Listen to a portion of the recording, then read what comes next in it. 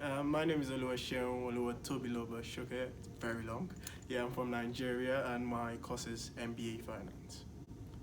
So I attended both the individual tutorials and the seminar, but personally I prefer the individual tutorials.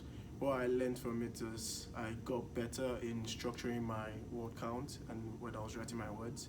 I got better in referencing.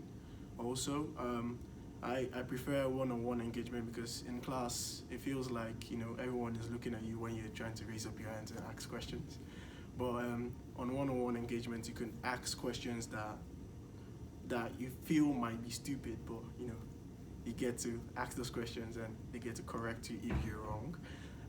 Also, I feel more confident when I'm submitting my work after going on the one-on-one tutorials.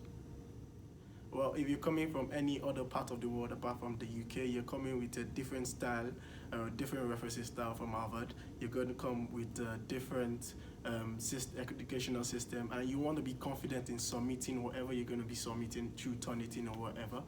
But I would advise you to go into core academic advice or click that button and get a tutorial today and be confident when you're submitting your work. That's all.